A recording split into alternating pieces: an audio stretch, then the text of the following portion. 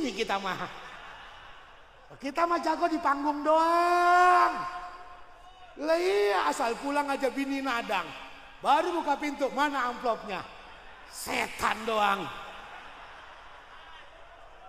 Lah gua kayak tuyul. Asal pulang setor. Kalau tuyul mah enak netenya tiap malam.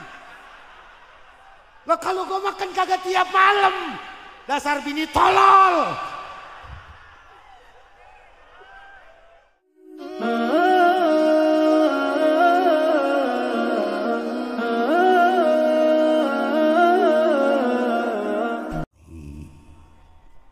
Wabarakatuh.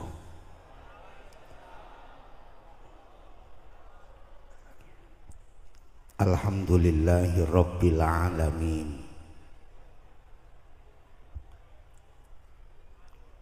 Wassalatu wassalamu ala asrafil anbiya'i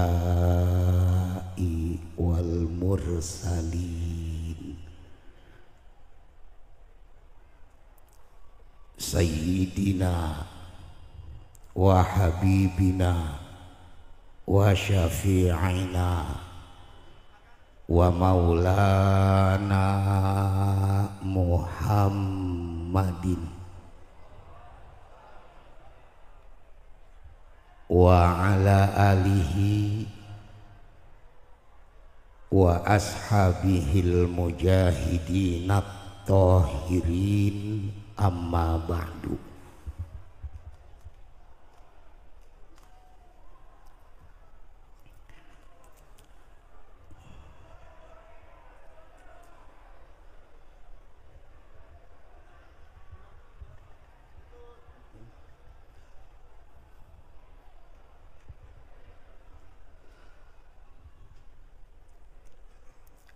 Ayyuhal hadirun,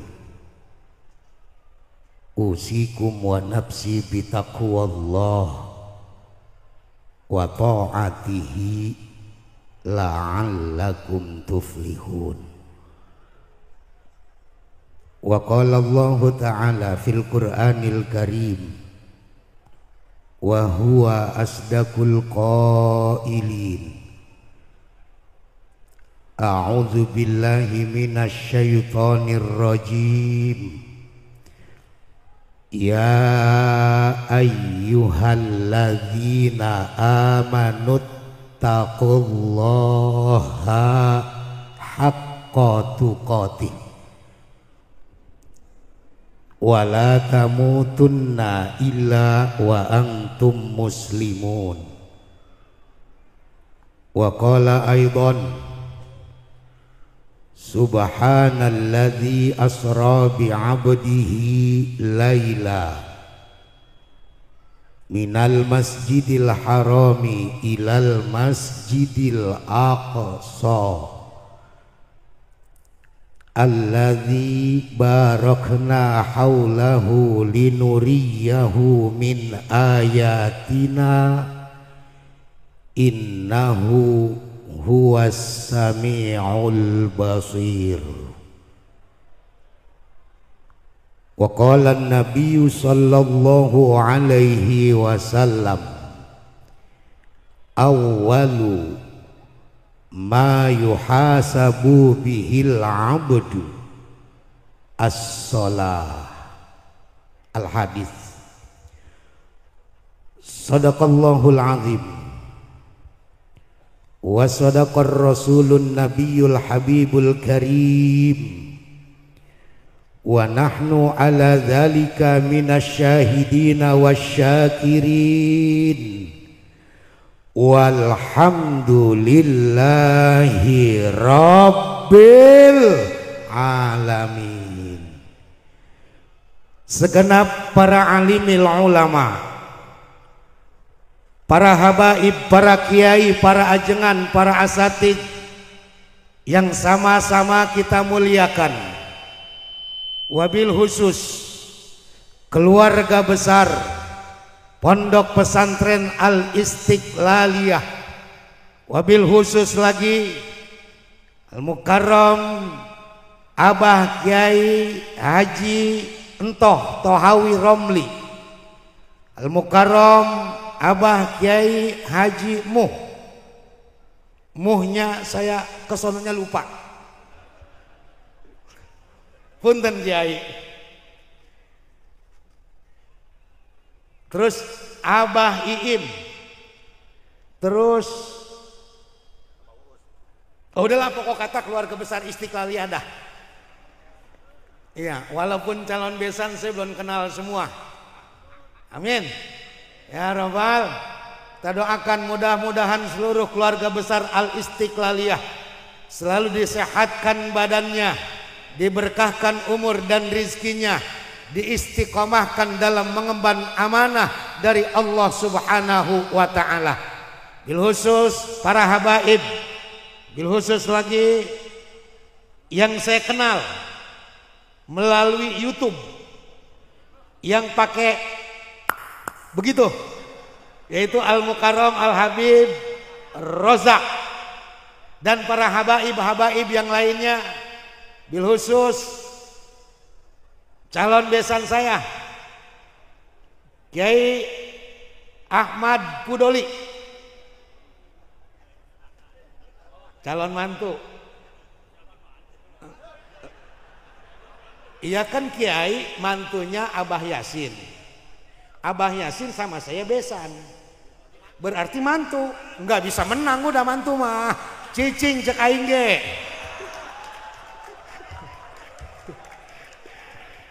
Segenap panitia penyelenggara peringatan Isra wal Mi'raj Nabi besar Muhammad sallallahu alaihi wasallam, ketua DKM, aparatur pemerintahan baik sipil maupun TNI dan Polri, wabil khusus Bapak Kepala Daerah tingkat 5, tingkat 6 dan tingkat 4, yaitu Bapak Lurah, Bapak RW dan Bapak RT.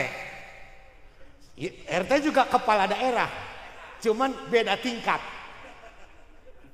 Kalau gubernur kan kepala daerah tingkat 1,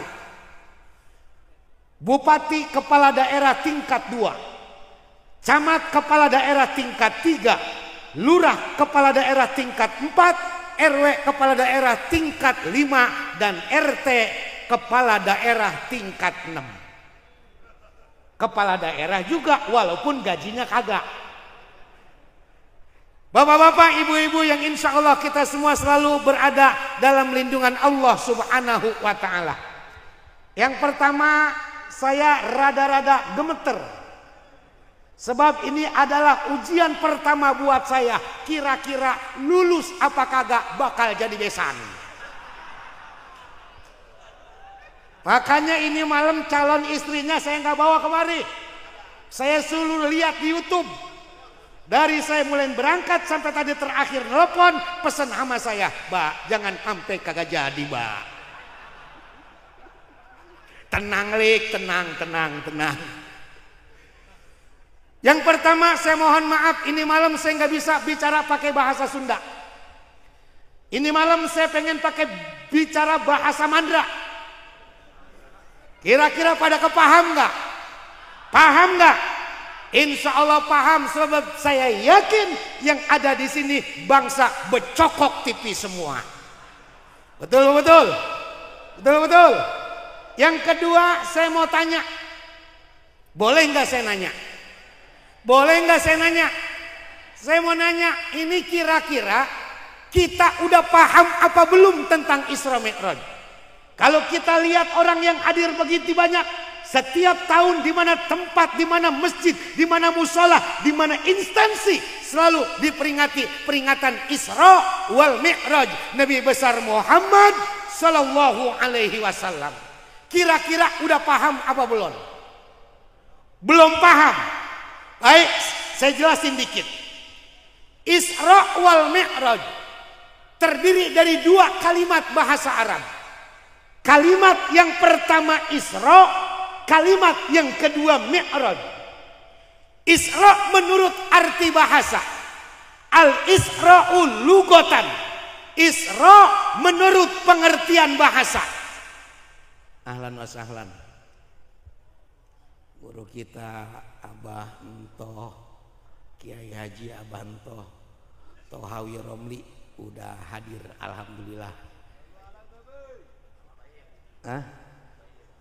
Abah Iim, oh, Abah Iim. Kita kan so kenal. Udah apa mah besan mah jangan suka itu. Kesian lah besan di sini nih. Alhamdulillah. Ahlan wa sahlan Abah Iim. Sallu ala nabi.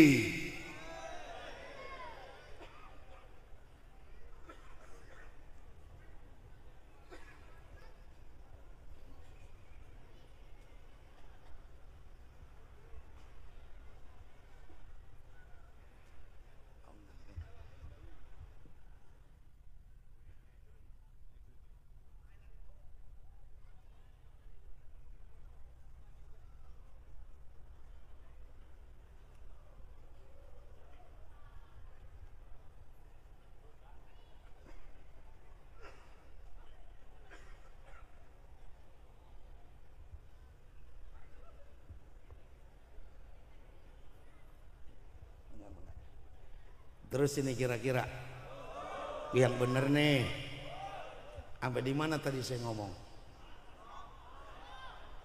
Isra menurut arti bahasa, al-isra'ul lugotan. Isra menurut arti bahasa, Isra itu artinya jalan di waktu malam. Jadi siapa aja yang malam-malam jalan, yang malam-malam keluyuran, berarti orang itu sedang Isra.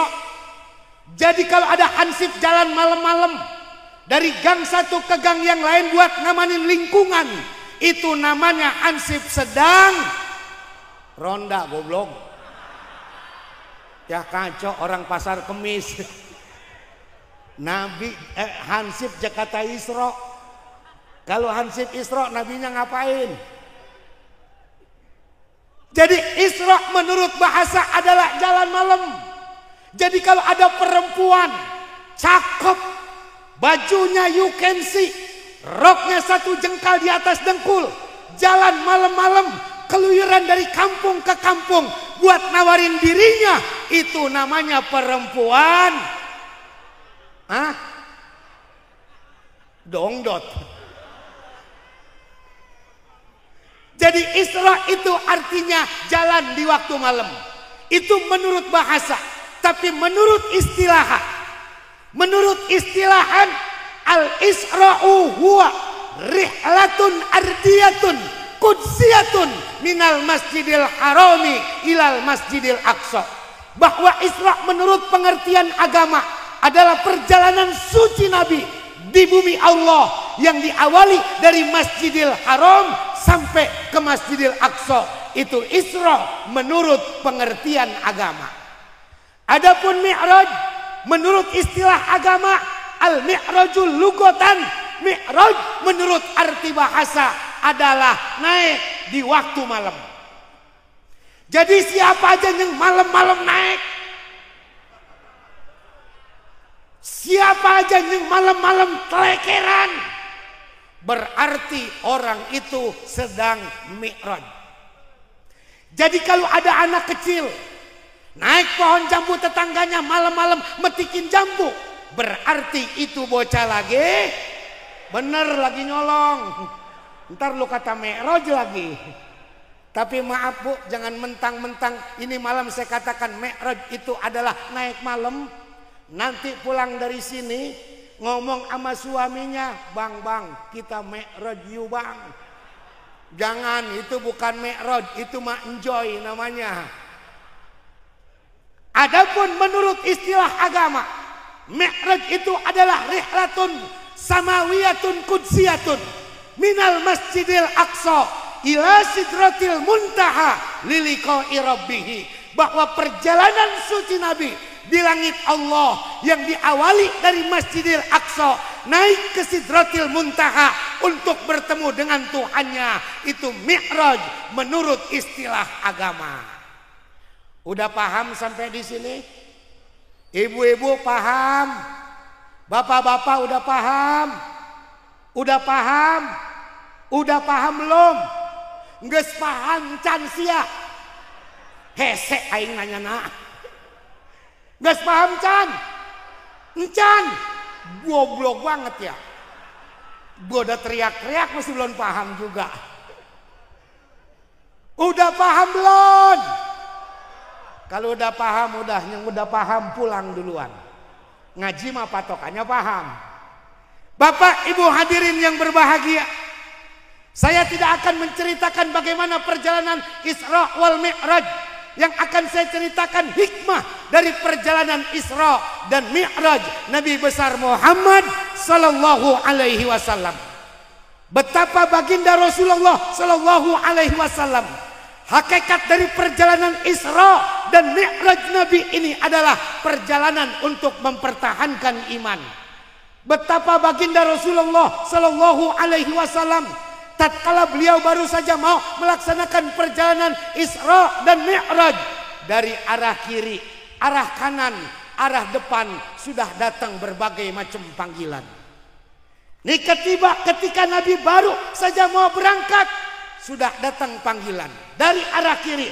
Muhammad, berhenti dulu sebentar. Nabi, Pak, jangankan berhenti, menoleh pun tidak.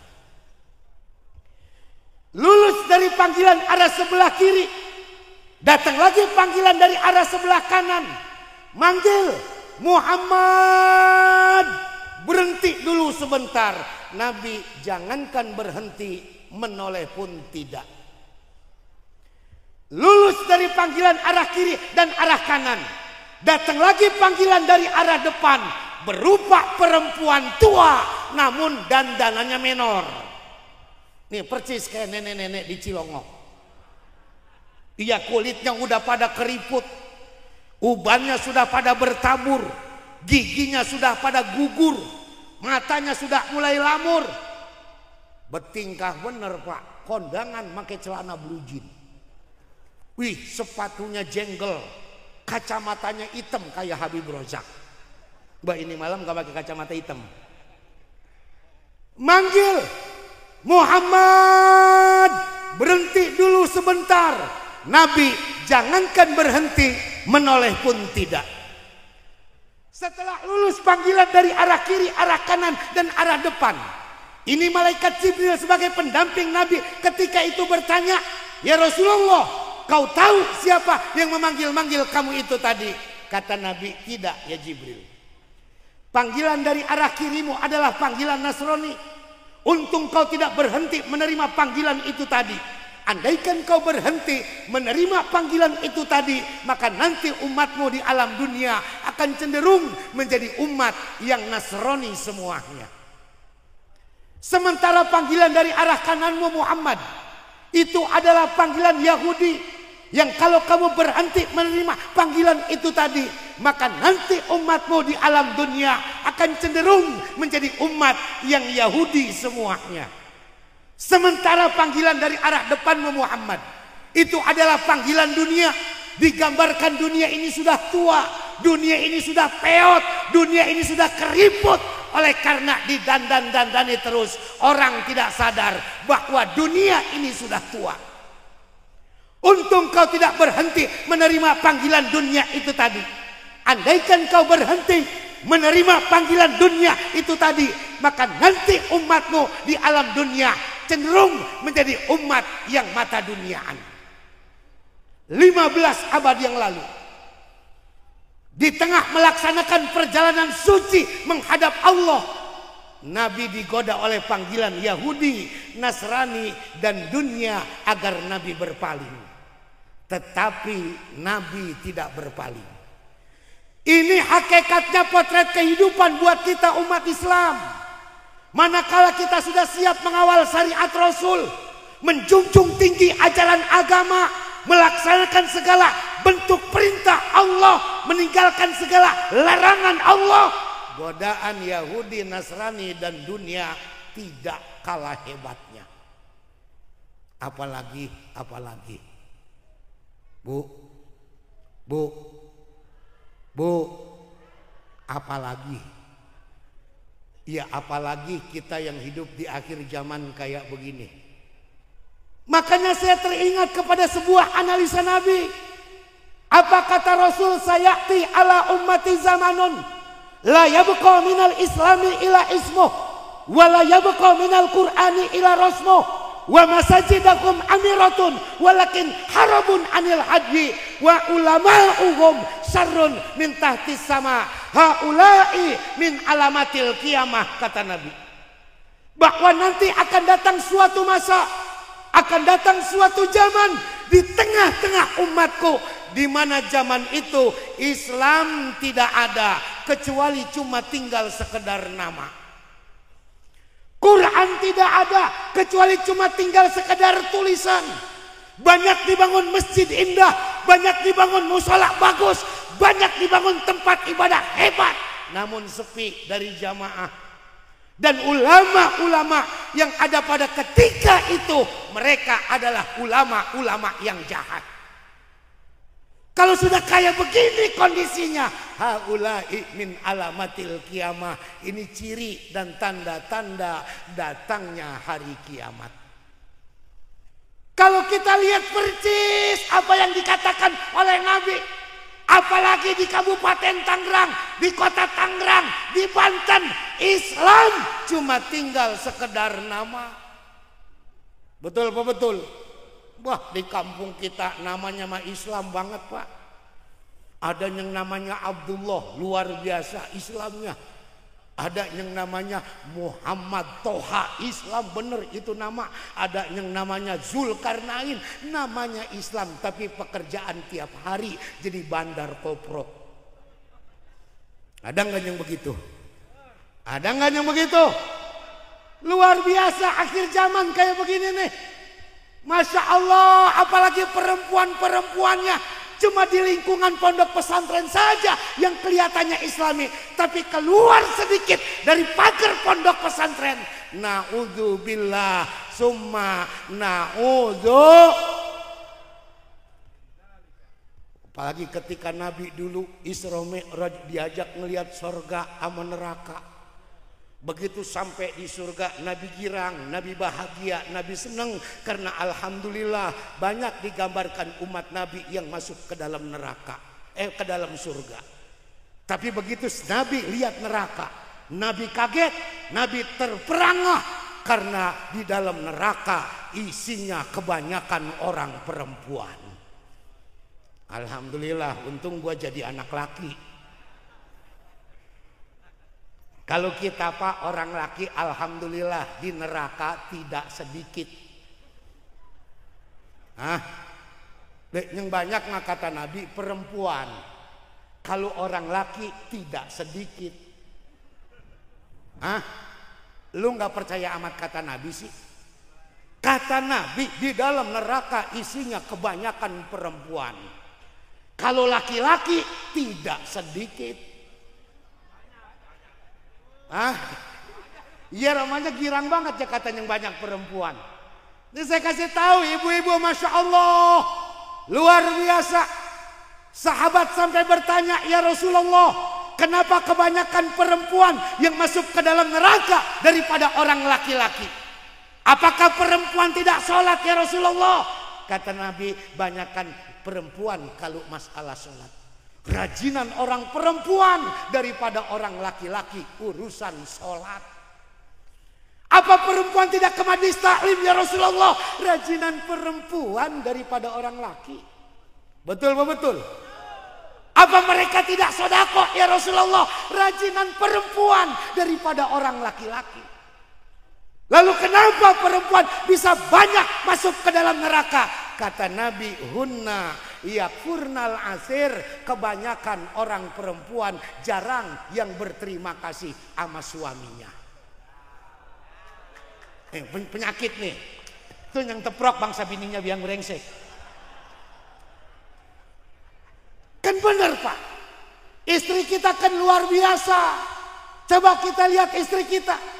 Kalau istri kita itu mau pergi kondangan, dandannya cakepan mau pergi kondangan, apa mau tidur sama suaminya? Cakepan kondangan apa mau tidur? Pantes masuk neraka juga pantes. Ibu kalau mau kondangan dengan mau tidur sama suami, bajunya cakepan, mau kondangan apa mau tidur? Ya udah cocok banget lah, masuk neraka juga udah. Ya kan bini kita mah Pak luar biasa. Allahu Akbar kalau mau pergi kondangan dandannya luar biasa, make bedaknya sampai 4 rupa. Samping kiri ada merah-merahnya, samping kanan ada kuning-kuningnya. Di bawah mata dikasih hitam-hitam, udah persis kayak orang mau latihan topeng monyet. Kapan tuh mau kondangan? Giliran tidur mah kita sekalinya pakai bedak talak yang dia pakai. Begitu kita nyium apa batuk kita. Pakai nanya lagi, masuk angin ya bang. Kata kita muka lu bau bocah goblok. Betul betul. Betul betul. Giliran kondangan lihat bajunya luar biasa cakepnya, kudungannya yang paling baru, bajunya yang paling bagus, androknya yang paling hebat. Kenapa giliran tidur sama suami sekalinya pakai daster sobek dipakai. Mana sobeknya lempengan ketek lagi. Tidurnya baplang begini. Mana bulu keteknya gembel. La ilaha illallah. Kadang-kadang BH putus dipakai. Disambung lagi pakai peniti, ya Allah. Begitu kita peluk apa teriak kita, wadaw. Dia pakai nanya, kejepit ranjang ya A. Kata kita tangan gua ketojok peniti PA. Bu. Ini kan kedengarannya saya ngomong bercanda. Tapi ayo kita lihat apa yang dikatakan oleh Nabi. Andaikan ada seorang istri yang berdandan tapi bukan untuk suaminya. Andaikan ada seorang istri yang bersolek tapi bukan untuk suaminya. Pakai bedak bukan untuk suami. Pakai lipstick bukan untuk suami. Pakai pakaian bagus bukan untuk suami. Hanya ingin dilihat oleh laki-laki yang bukan muhrimnya. Dia pengen setiap laki-laki yang memandang kepada dia terheran-heran, ternganga-nganga. Pengen dikata top, pengen dikata cakep, pengen dibilang bagus. Demi Allah, seluruh malaikat yang ada di langit, seluruh malaikat yang ada di bumi, bahkan sampai tumbuh-tumbuhan yang tersirar oleh matahari dan ikan-ikan yang berada di dasar lautan akan mengutuk kepada istri-istri yang berdandan bukan untuk suaminya.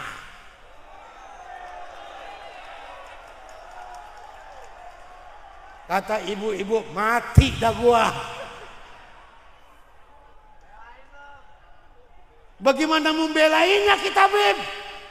Emang lagunya kayak tai.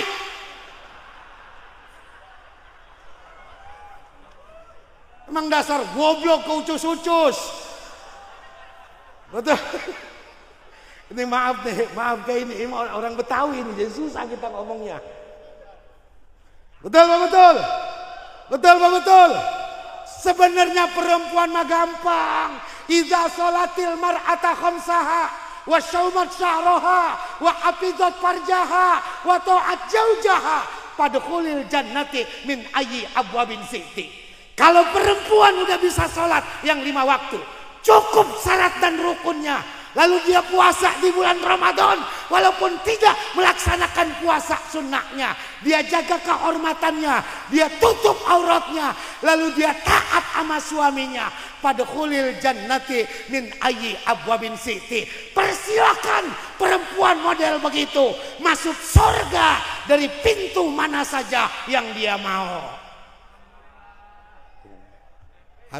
Amin ngapa Bu? Romanya jengkel sama gua sih.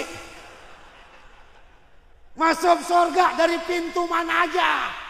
Surga pintunya ada 8. Terserah asal taat sama sholat 5 waktu, puasa bulan Ramadan, jaga kehormatan, tutup aurat, taat sama suami, masuk surga dari pintu mana saja yang dia mau. Apaan? Amin. Amin juga percuma goblok. Mau tidur mantatin laki bagaimana coba? Kalau amin kerjain tuh. Kan bini kita maaf lebih baik, lebih enak, lebih baik kalau ngomong sama suami orang daripada sama suami sendiri. Nih model bini kita nih emang sial dangkalan. Bener Pak, Kalau ngomong sama suami orang mah sambil senyum. Giliran ngomong sama suami sendiri sambil melotot mendelik. Betul apa betul? Ya, ibu-ibu kalau nggak percaya besok pagi RT lewat di depan rumahnya. Ibu tanya mau kemana teh? Ini sambil monyong apa sambil senyum? Sambil monyong apa sambil senyum? Mampir teh ada kopi mah tai no. Pakai RT ditawarin kopi. Betul apa betul? Giliran ngomong sama suaminya. Habis sholat isya, suami dandan pakai baju rada rapi sedikit, pakai celana rada licin sedikit. Barang apa? Badan disemprot sama minyak wangi. Bini, nanyanya bagaimana bini? Mau kemana lo? Dek kemana sih ya? Buset. Kacau bini begitu mah. Makanya saya sering ngomong sama istri saya. Bodoh amat besanmu sampein kek, kagak kek. Saya bilang sama istri saya, Bu, kalau ibu nanti masuk surga, saya juga masuk surga. Insya Allah kita sama-sama masuk ke surga. Tapi abang mah embung satu surga sama neng. Embung saya. Lah, bagaimana sih Pak? Abang kagak mau satu surga sama saya? Gua embung. Emang apa bang? Buset, di dunia aja gue setengah mati lu seksa. Masa di surga masih lu mau seksa juga? Betul pak betul? Betul pak betul? Makanya jangan sekali-kali minta masuk surga sama bini satu surga, jangan. Ya Allah masukkan saya ke surga dengan istri saya, tapi pisahin ya Allah, jangan sampai satu surga ya Allah. Kan begitu. Pak, kalau kita masuk surga, ini jaminan. Ini jatuh mulu lagi sorban. Tadinya saya mau pakai kayak Abang Iim gitu, pakai dikerudungin begitu. Karena belum resmi jadi besan, takut dikata ikut-ikutan. Biarin saya taruh di sini aja dan di sini dah ya. Ntar kalau udah akad nikah di sini, lah udah resmi, udah nikah mah jadi keluarga Cilongo. Sampai di mana tadi saya ngomong? Nah, iya di surga. Kalau kita orang laki masuk ke surga, jaminan dari Allah kita bakal dapat istri azwajum mutahharah, bentuknya jama bukan mufrad. Kalau zaujatun satu istri, kalau azwaj banyak istri, asal masuk surga. Asal masuk surga. Enak biarin di rumah mah, kita di dunia mah diseksa sama bini. Iya loh. Ya Kipidoli ya. Lah kita kan korban seksaan bini kita mah. Kita mah jago di panggung doang. Lah iya asal pulang aja bini nadang. Baru buka pintu, mana amplopnya? Setan doang. Lah gua kayak tuyul. Asal pulang setor. Kalau tuyul mah enak netenya tiap malam. Lah kalau gue makan kagak tiap malam. Dasar bini tolol.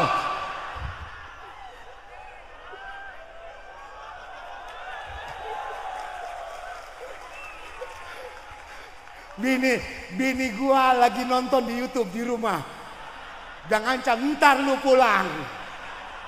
Ngapa emang lu kagak bukain pintu? Emang janda dikit? Ayo sekengkean janda. Yang mau gua nih, ini. Kacau. Ayo. Tenang Haji Pudoli, saya belain hari ini mah ya. Iya. Luar biasa.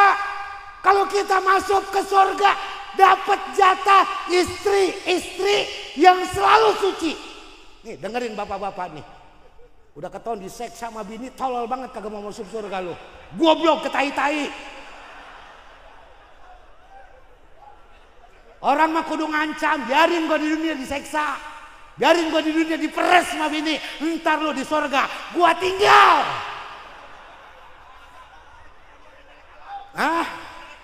Lah bukan yang ngambek, emang begitu keterangan Quran.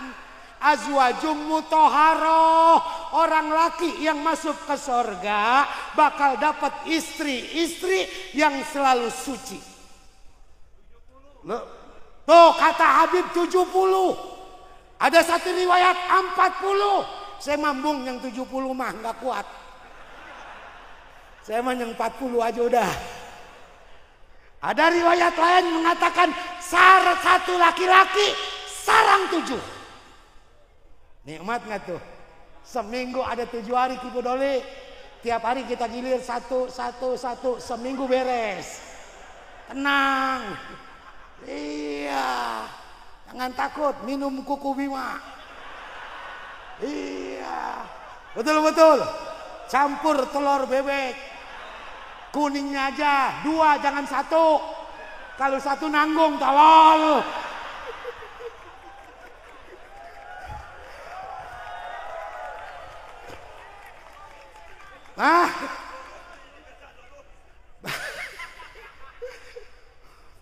Ya bagaimana kagak lulus, duit udah dibawain. Kamar saya lihat tadi udah cakep. Olik saya tanya bagaimana, batal apa jadi? Badai. Makanya 2 jam saya di kamar ditungguin mah holik aja saya. Masya Allah ya Bu. Tenang Bang. Kalau kita masuk surga, istri kita 7. Dewi Persik mah gak ada apa-apanya. Betul. Kata Allah dalam hadis qudsinya, i'dadtu li ibadiyas sholihin mala ainun ra'at wala ujunun sami'at wala khatra fil qalbil basar, kata Allah. Aku persiapkan untuk hamba-hambaku yang soleh sebuah tempat yang di dalamnya penuh berbagai macam kenikmatan. Yang kenikmatan itu belum pernah terlihat oleh mata, belum pernah terdengar oleh hati, terdengar oleh telinga, belum pernah terbayang oleh hati kita. Kenikmatan apa itu? Surganya Allah Subhanahu. Ayo masuk surga. Udah biarin bini mah mau kemana kek. Yang penting kita. Bini kita mah diajarin udah nggak kena. Nggak kena bini kita mah. Jangan lagi bini lo. Nih bini ustad aja nih. Katanya ustad nih. Udah susah diajarinnya. Betul.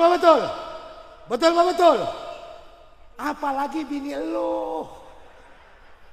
Udah ganti mau bidadari di surga. Tapi nanti jangan sekarang.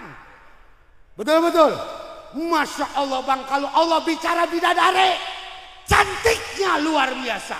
Bahkan satu riwayat menyatakan, andaikan ada 1 tetes iler bidadari yang netes ke lautan dunia, maka seluruh lautan di alam dunia akan terasa harum baunya. Itu baru ilernya. Bagaimana kalau bidadari muntah coba di laut? Kayak apa laut? Kayak apa coba? Assalamualaikum warahmatullahi wabarakatuh.